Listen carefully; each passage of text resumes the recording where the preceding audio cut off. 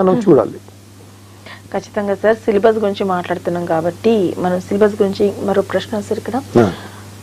జయపాల్ గారు, సిలబస్ విషయానికి వస్తే చాలా మటుకు ప్రైవేట్ స్కూల్స్ వాళ్ళు కంప్లీట్ ఫోకస్, టీచర్స్కి ఏమంటారంటే సంస్థల వాళ్ళు, మీరు ఈ టైం వరకు సిలబస్ కంప్లీట్ చేసేయాలి, పిల్లలు చదివారా చదవలేదా, వాళ్ళకి ఎంతవరకు తెలిసింది, వాళ్ళకి ఎంతవరకు మైండ్కి ఎక్కిందని పక్కన పెడితే మీరు మాత్రం ఏదో విధంగా మీ సిలబస్ కంప్లీట్ చేయాలి, మళ్ళీ దానికి రిపీట్ చేయాలి, ఈ మంత్లో ఇది అయిపోవాలి అనేసి వాళ్ళకి టార్గెట్స్ పెడుతున్నారు.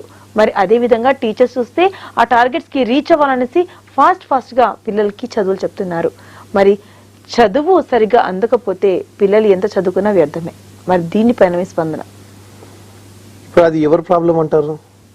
మీరే చెప్పండి సార్. ఎందుకంటే ఒక ప్రైవేట్ స్కూల్ అసోసియేషన్ కి మీరు వైస్ ప్రెసిడెంట్ గా నిర్వహిస్తున్నారు కాబట్టి మీరే చెప్పాలి.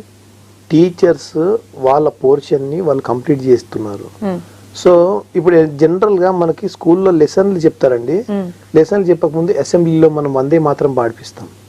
వందే మాత్రం పాడిపించిన తర్వాత సరస్వతి నామ చేపిస్తాం, లేదు ఇంకొకటి ఏదో ప్రేయర్ చేపిస్తాం. ఇట్లాంటివి చేపించినవి అవి రోజు చెప్పిస్తూ ఉంటాం. ఆ రోజు చెప్పి చెప్పి చెప్పి వాళ్ళకి ఏమైతుందంటే అది ఆటోమేటిక్ వచ్చేస్తుంది. నేను మా స్కూల్లో పిల్లలతో మాట్లాడతాను, గుడ్ మార్నింగ్ చిల్డ్రన్ అనగా నెమ్మడి good morning sir, how are you all అని అంట. అలా I'm fine, how do you do sir అంటారు. ఈ మాట సంవత్సరం అంతా అనిపిస్తా ఉంటే ఎల్కేజీ పిల్లోడు కూడా చిన్నగా వచ్చేస్తుంది. మా కాన్సెప్ట్ ఏంటంటే మేము జనరల్ గా టీచర్స్కి ఏం చెప్తామంటే సిలబస్ కంప్లీట్ చేసిన తర్వాత ప్రాక్టీస్ లో ఉండాలి పిల్లలకి. Practice, there is a proverb also, practice makes man perfect. So when you do more practice, so what we do is we give them more practice. అంతేగాని దేర్ ఇస్ నో ప్రెషర్.